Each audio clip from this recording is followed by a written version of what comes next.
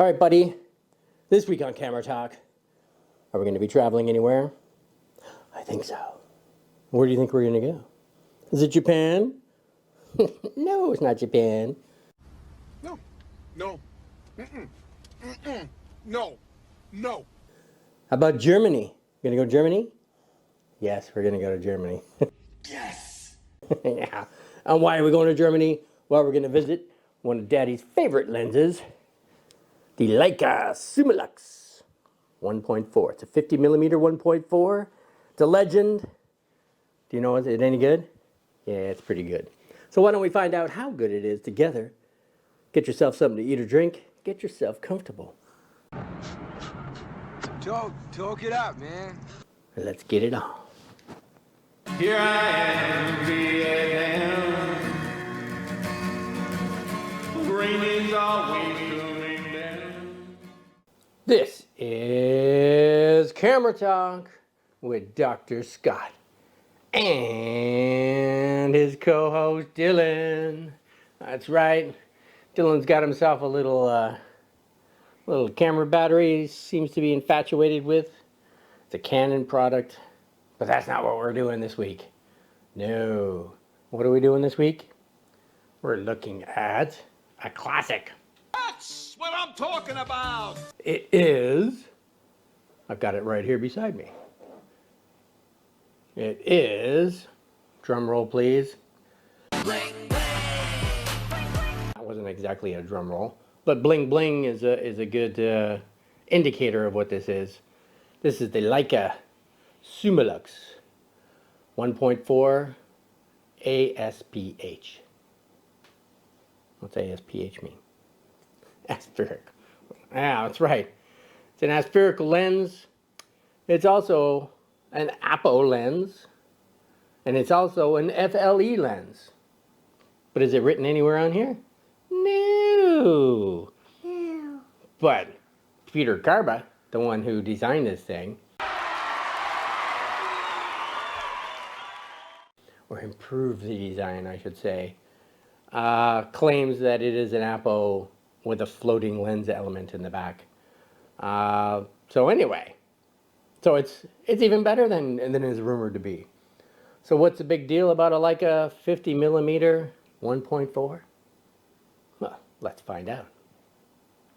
First off, it was designed by one of the other optic Mozart of Midland, Canada legends out there, and this is before he moved to Midland. But Dr. Walter Mandler, back in 1960. Now, Mandler joined what was known as Ernst Lights back in the 1940s, 1947, I do believe.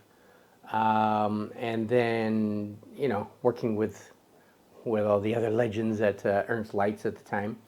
And then ended up moving to Midland, Canada in 1959.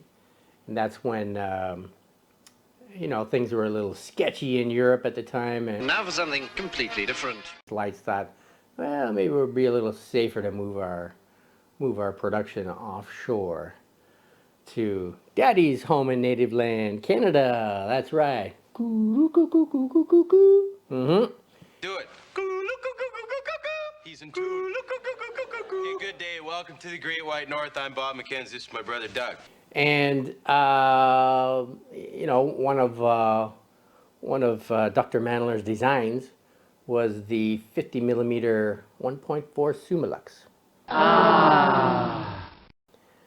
Now this sucker was, again, it was born a legend. You know, everybody was like, wow, over this thing. Holy crap. And it kept the same design from it's designed 1960, they released it in 1961.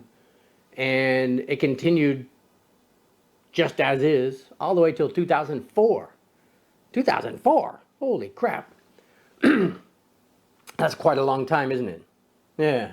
Well, hey, let's move you off to the side a little bit here so I don't have to bounce around the side of your head. So anyway, the 2004 is when Peter Carba, again, upgraded the design of it and released it as the ASPH. Is what it's known as. And Peter, started working with. By this time, they're known as Leica, 2001, and Peter's, got his own fame and glory as well as the Noctilux 50mm 0.95 and the 75 1.25 and so on and so on. Peter's another genius out there, right? I'm a very stable genius. Yeah. Oh, I don't want to talk about it. So anyway, this lens was originally designed by Dr. Mandler, was a 7-element in 5-group configuration all the way till 2004. And when Peter upgraded it, he added an element in there. So now it's 8 elements in 5 groups. So, hey, it's an APO FLE as well. So it's not, it's even better than people even know it is. It's an excellent lens. It's one of my favorites. Oh, we keeping you up? I know it's getting to be your nap time, isn't it? But anyway, you can nap after camera talk. So this lens is again one of my favorite. The 50mm focal range or focal length is my favorite anyway. Most of my lenses up here kind of linger around the 50-ish range. So it doesn't surprise anybody, I'm sure, that the Summilux is one of my favorites. Now, its reputation is its, besides obviously the out of focus background, is quite characteristic of this lens. And of course, the quality of that is gauged in bokeh, right? Rich, smooth, buttery bokeh. Bokeh is the Japanese word for blur, out of focus blur. Now, when it comes to things like sharpness, it's pretty sharp. I mean, hey, it's a Leica lens, right? And it's been modernized in the last 20 years. So, ooh, yeah. So it's sharp. It's anywhere from good to great, depending on how you're using it and whatnot. Of course, you compare it to the Summicron, and it's not quite as sharp as that. But hey, if you're going to compare to other lenses, it's pretty damn sharp. So, but the big difference between the Summicron and Summilux is definitely that out of focus background, because the Summicron is an f2, Summilux is 1.4. Hey, go figure. But the king of bokeh, if you know anything about Leica lenses, the king of bokeh was the 35 f2. And everybody was like, wow, the bokeh's, wow. Well, the Summilux 50 1.4 kind of knocks that aside, and I think takes the king of the bokeh title away from them there. You suck. It has 2 helioid or helicoids, sorry, helicoid for focus. One for the focus itself, and the second for the that floating lens element. The rear couple elements float together to help with the closer focus. Again, it's not these rangefinders, there is no close focus, except for the more modern ones that have just come out in the last year or two. They are more close focus, but you're not using them as a rangefinder either. You have to use your your live view, seeing through the lens. Build quality, excellent. I mean, these things are made to last. They're made of metal. Everything here is metal except for the little red dot and the focus tab, your finger tab. Everything else is metal. I mean, again, it's going to outlive me. It has built-in hood, which is metal as well. It's not the greatest hood in the world, but it's better than no hood.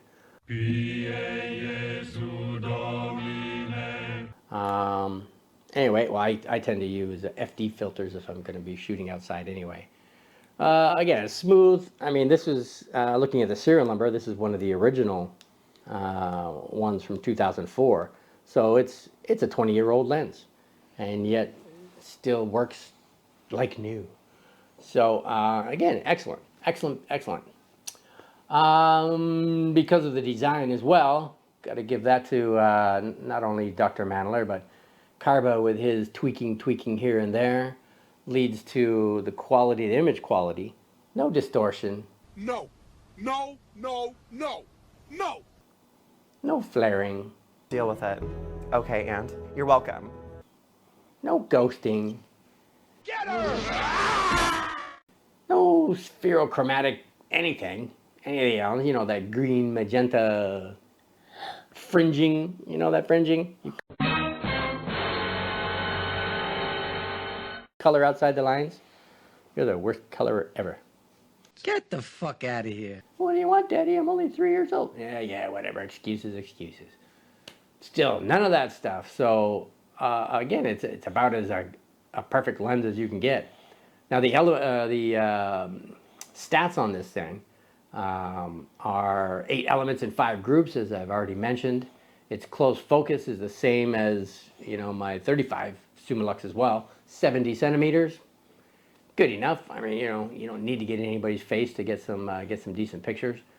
Aperture blades, you have 9 aperture blades, so it's better than some of the 4, 5, or 6 versions that were out there as well. Did I say version? Versions, sorry. You think I said virgin, didn't you? You must tie her down on a bed and spank her. You must spank her well, and after you have spanked her, you may deal with her as you like, and then spank me. And spank me? And me? And me? Yes, you must give us all a good spanking. And it's 335 grams. So it's not the lightest, but I just told you it's all glass and metal, so it's got some weight to it. Anyway, excellent quality. Hey, no falling asleep, mister. All right, hold on. Let Daddy take some sample shots. Now I'm going to use my A7R2 just to speed this along a little better, so I can use the magnifier so I can get in tight. And what I do is I always take a picture of my Canon M50, which I use to record these camera talks, and I try to see how sharp or how in focus I could get the writing on the end of the 15 to 45 EFM lens that I'm using, the writing on there. So let's do that. Right about there. 1, 2, 3.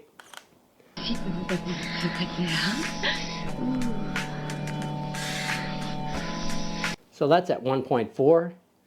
Let's do 5.6 just for and giggles. Don't be falling off my arm now. Hold on. No focus shift whatsoever. Holy moly, right on. All right, 1, 2, 3.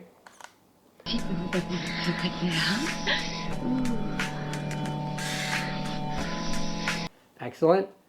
So those were the shots from here, and we are about just under 2 meters from the Canon M50, and you know, that's what 1.4 and 5.6, just to show you again the background difference in the blur between the two. How about some shots of Dylan? And some shots of Dylan at 1.4. He's already like, yeah, I'm napping whether you like it or not. All right, here's Dylan at 1.4.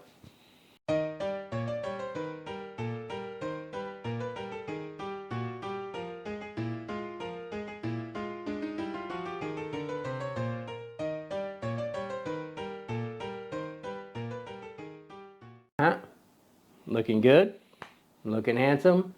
Here's Dylan at 5.6, or was it 5.6? I forget what I took shots at. Maybe it was 2.8. At least we're not fucking idiots. 4, I forget. Anyway, here's Dylan at whatever my other f-stop was.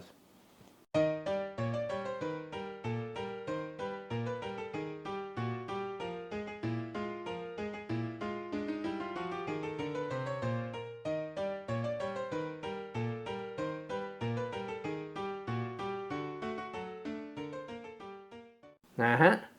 Okay. And of course, on top of that, we always do some random stuff, pictures of other things other than Dylan. And so here's the random stuff that Dylan always thinks is crap because he's not in them. But anyway, here's some random shots at F whatever.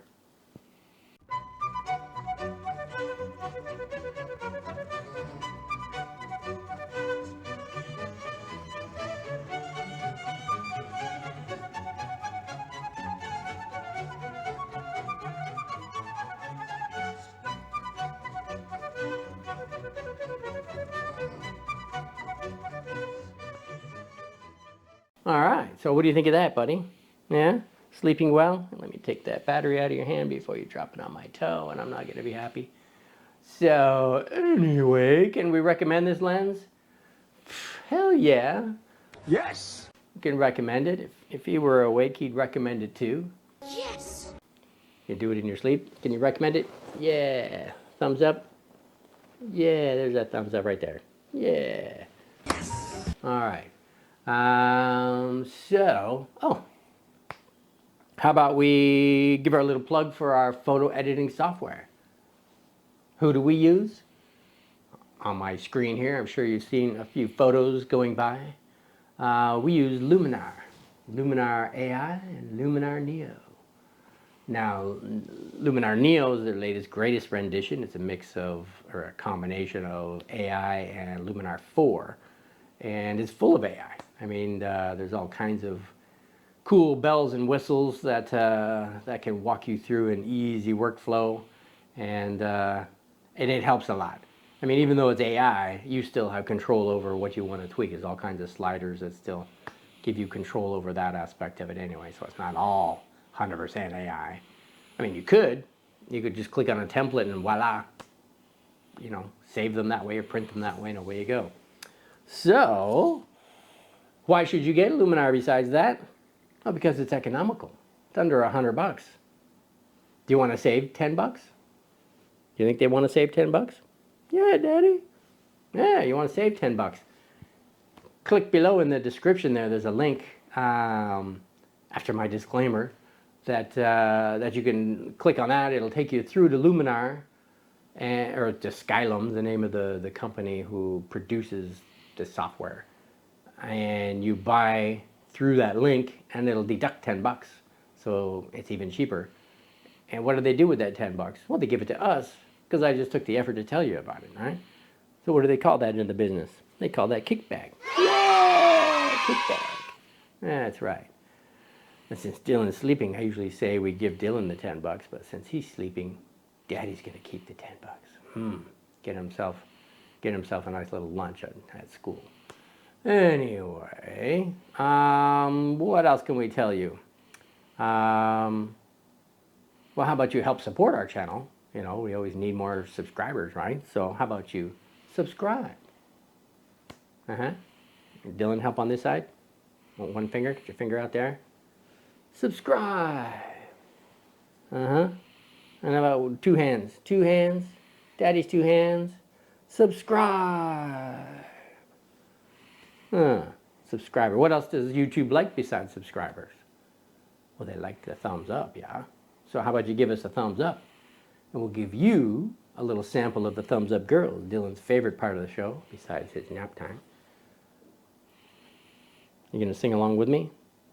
No? You make Daddy do solo? Fine. Thumbs up, do do do do do do do do do do do. Thumbs up.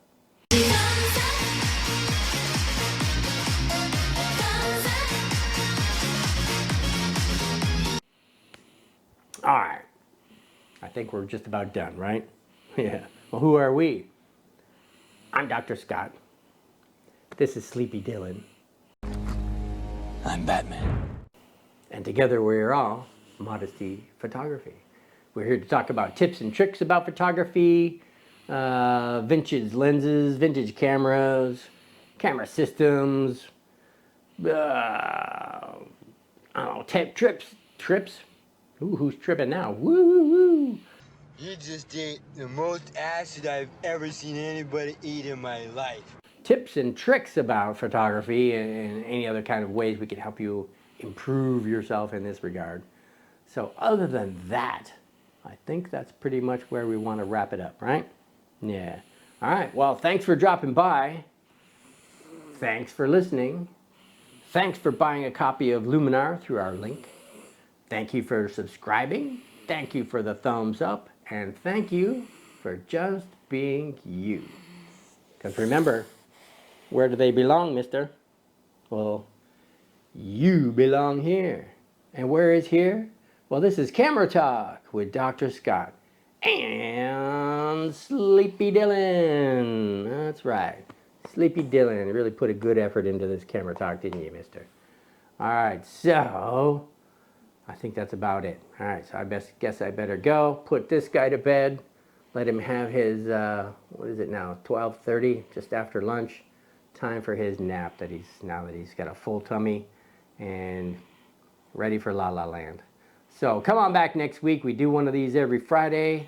That's Vietnam time, so it could be the day after you, the day before you, or the same day as you, depending on your time zone.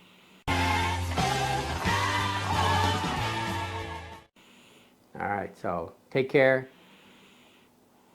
Have a fun weekend, and we'll see you next week. All right, bye-bye. Here I am,